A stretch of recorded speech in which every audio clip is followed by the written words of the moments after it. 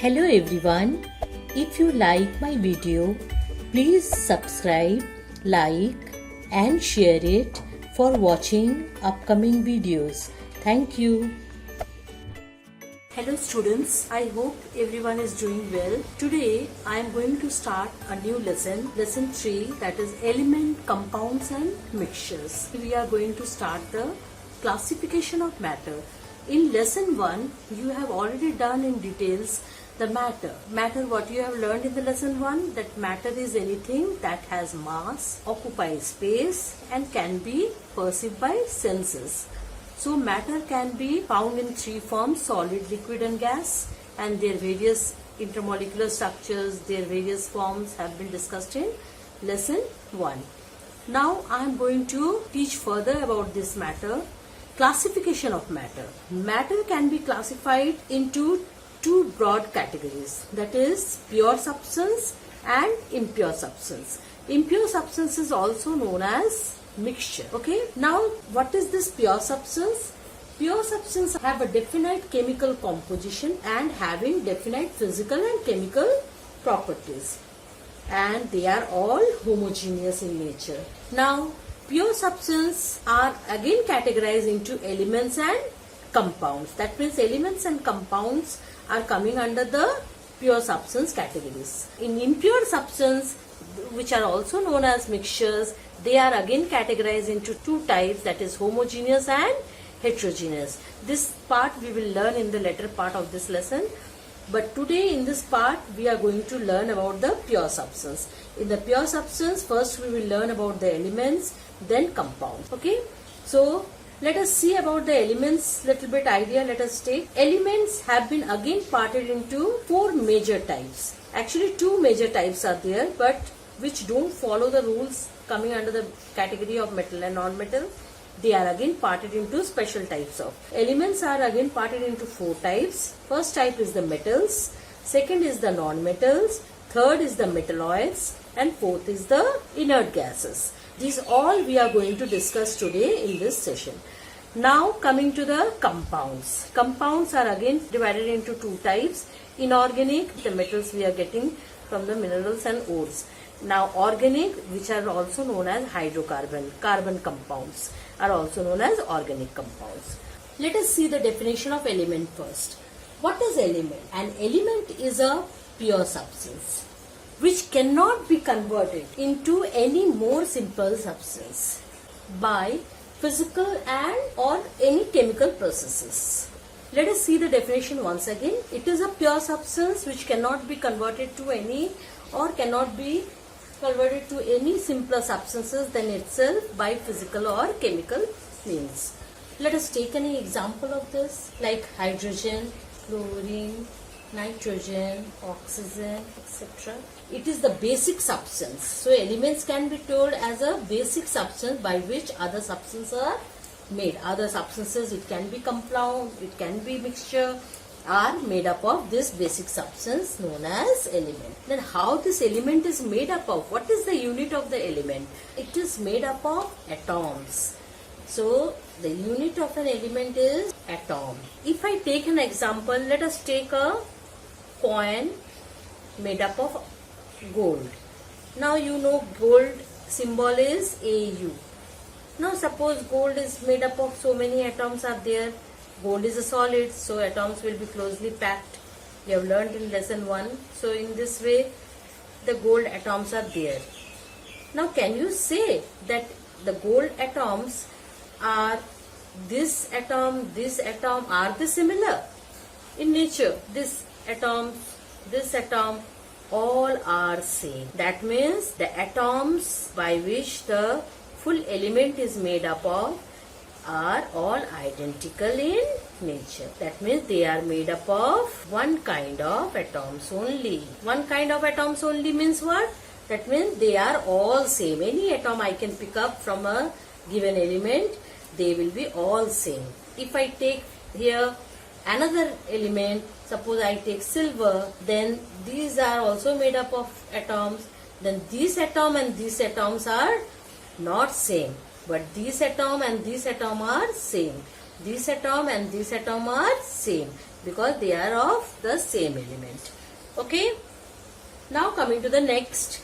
In our earth crust, elements are found in both in free states also and in state also. Elements are found and in combined state also. And combined state, at present in our universe 118 elements have been discovered. Still discovery is going on, out of which 92 are naturally occurred in the nature, and remaining the 26 are artificially prepared in the lab by the scientist. Okay, so 118 elements have been discovered till now, out of which 92 are naturally occurring elements and 26 are artificially prepared in the lab. So next topic we will see the characteristics of the elements. First characteristics. I have already told in the beginning that they are made up of only one kind of atoms only, and the atoms of each element differ from each other. That means if you take the silver atoms and the gold atom, they will differ from each other. But if you take one atom of silver and another atom of silver, they will be similar in all respects. Element is composed either of individual atom or of molecules made up of atom. Atom can be either of individual atom, means what? Can be single atom, can be like if I take helium, composed of individual atom or of molecules of, if I take helium or calcium, they contain how many atoms in them? They contain one atom. But if I take hydrogen, chlorine, they are containing two atoms in them. Okay, so they become the molecule. They are no more now the atom of them. Third point, they are pure and homogeneous. This is the very important characteristics of pure substance, homogeneous. Homogeneous means they will be uniformly same everywhere. Suppose if I take a iron bar, then they are all made up of atoms, and if I cut from this side everywhere, it will be the same. They have fixed melting and boiling point. It means what? That means a fixed temperature at which they will melt, a fixed temperature at which they will boil and change into vapors. And next point is, and since you know elements are the basic substance, they cannot be broken into more simpler substance. So they cannot be broken down into simpler substance. They cannot be broken down into simpler substance. Okay. Next point is, each elements and compound, they react chemically with each other. With each other also you can say, with other elements and compounds also you can say. You have seen also in the chemical reactions, we see that they react chemically with each other. Like example, you can take H2 plus Cl2 gives HCl. Okay, so in this way you see they are reacting with each other and giving a compound. So chemically they are reacting in a chemical reaction. So students, these are the basic characteristics of a element that we have gone through. The next topic we will discuss now, that is the classification of elements. That is, what are the basic types of elements? Elements are categorized into basically 4 types on the basis of their properties. On what basis? They have been typed into 4 types on the basis of their properties. First type is the metal. Second type is the non-metal. Third type is the metalloids. And fourth type is the inert gases. First we will discuss about the metals. The first characteristic we find about the metals, they are what? They are monoatomic. You see, let us take example, calcium, sodium. You see, we do not write Ca2, Na3, we don't write. We write calcium, sodium, they can individually stand like. Okay, iron, gold, okay, silver, any name you can take. Okay, you can give the symbols also, you can give the names also. So these are the examples you see. They are normally found to be monoatomic in nature, and they are very generally, most of the elements are known to us. We are using in our day-to-day life. Gold, silver, iron, these are the frequent elements, metals we are using in our day-to-day life. Next is the non-metal. Now non-metal is what? Non-metal are polyatomic in nature. Whatever we will learn about the metal characteristic, opposite will be the word, the non-metals. They are polyatomic in nature. Polyatomic means more than one it will. Okay. Now that means their molecules will contain 2, 3 atoms. Let us see. Example let me give you. Like hydrogen, 2 are there. Ozone, 3 are there. Chlorine, 2 are there. Yes. Okay. Phosphorus, 4 are there. Okay. Now all are containing what? In one molecule of 2 atoms in one molecule of hydrogen, 3 atoms in one molecule of ozone, 2 atoms in one molecule of chlorine, 4 atoms in one molecule of phosphorus. So they are polyatomic in nature. Next we will see the metalloid. They are special types of metal. They are special types of metal. But what is the special characteristics about them? They are also monoatomic in nature. Because they are special types of metal. But why they are special? Let us see. Okay, they contain some properties of metal also, some properties of non-metal also. And they are mostly solid in state. They are solid. They are having both the qualities equal. They cannot be kept in metal also. They cannot be kept in non-metal also. They have been separated in special group known as metalloids. So few examples are there like boron. You have to remember 7 to 8 members are there. Silicon, germanium. You have to remember some of them. Forgotten to tell you about the metal. They are found in large numbers. They are in less number compared to them. And now coming to the inert gases. Inert gases, till now the discovery has been done. 6 members are there. Okay. Now they are inert gases. They are also monoatomic. Why monoatomic? Because they don't react with any other elements or compound. They are found in the air also in traces. Found in traces. Traces means it's very less amount. Okay, they are found in traces in the air, and they do not react chemically. Do not react chemically with other elements or compounds. That's why they have been told as inert gases, noble gases, inactive gases, like this. Many names. They are 6 in numbers, out of which argon is found in maximum in the air. Okay, they have special uses which we are using in our, like neon bulbs. Then argon is used in the filling of the electric bulb because of its inert nature. Like this, separate uses are there which you have already learned in class 6 also, the 7 also. Now we will follow here also. Okay. Now we will just see some of the characteristics, properties of the different types of elements. Next topic we will discuss about the properties of different types of elements. We know the different types of elements are metal, non-metal, metalloids and inert gases.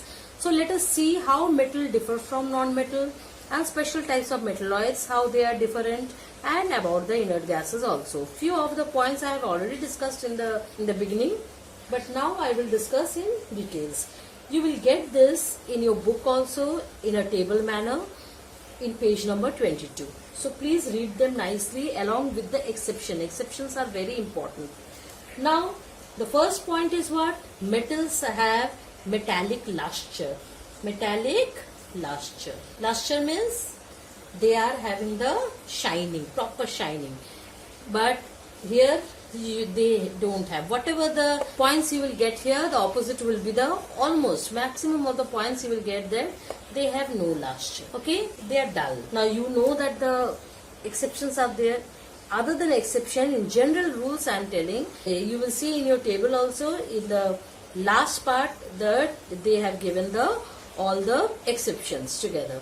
So you learn them the exceptions also nicely. They are mostly solid, and they are mostly what? Soft solid, gases, and one is liquid is there. Okay. Now coming to, they are highly malleable and ductile. Now you will, in the lower class you have learned in class 7 that what is malleable and ductile. Malleable means what? They can be beaten into thin sheet. And what about ductile? They can be stretched into very thin wires. So highly malleable. Metals are generally highly malleable and ductile in nature, but they are not like that. Okay, about the non-metal, they are not behaving like. Now coming to the conductivity, they are very good conductor of electricity as well as heat also, and these are bad conductors. Okay, now this is all about the general some of the points I have discussed. Now exception I will discuss in the next. Now coming to the metalloids. Metalloids, they have both properties of metals and non-metal. Okay, now what about this one? They are chemically inactive. What about the inert gases? They are chemically inactive. Then all gases, they are all gases. Okay, now found in traces. These are the general things I have discussed with you. Now we will see the exceptions. In exceptions, we will see only the metals and non-metals. Here you will write all the examples. First exception, sodium and potassium. Metals are generally solid, hard in nature, but potassium and sodium are very soft metal. You can cut easily with the knife, like a cake and all. So they are exceptions. What about the next exceptional metal? Mercury. Generally solid and hard, but mercury is the only metal which is at room temperature. It is in liquid state. Third is the zinc. Zinc is the another exceptional. You know, whenever we beat any metal, they are highly malleable, highly ductile. They can be spread in thin sheet. They can be stretched into thin wires. But what about zinc? If you hammer the zinc or little bit beat the zinc, they will be broken into several pieces. Zinc is highly brittle in nature. Okay. Now coming to the next point, tungsten. I have told that metals are good conductor of heat and electricity, but tungsten is the exceptional. Why? Because it is a poor conductor of. So students, try to remember them. These are the exceptional. Other than this exception, other qualities are all matching with the metal. But being exception, they are also coming under the very good category of metals. Now coming to the exceptional non-metal. Non-metals are dull in shining and all. So who are the exceptional? Let us see. Iodine and graphite. You can say diamond also. Diamond is also a form of carbon. Carbon is a non-metal. Being a non-metal, they are lustrous. Lustrous means having a good shining. You have seen the lead of the pencil. It is also made up of graphite. So it is very lustrous. Non-metals are non-ductile, non-malleable. But who is the exceptional here? Carbon fiber. Please remember this name. Carbon fiber is a non-metal which is ductile in nature. Next is, I have told that they are very bad conductor of electricity. Then who is the exceptional? Graphite. Graphite is a good conductor of electricity. Non-metals are normally soft solids and maximum are gases, and one is the liquid state, that is the bromine. Okay, we can say bromine is a liquid. Normally soft solid and gases are found, but bromine is a liquids. Okay, and the last of this about the diamond. We know that non-metals are soft solid. They can be easily broken, but diamond is the hardest.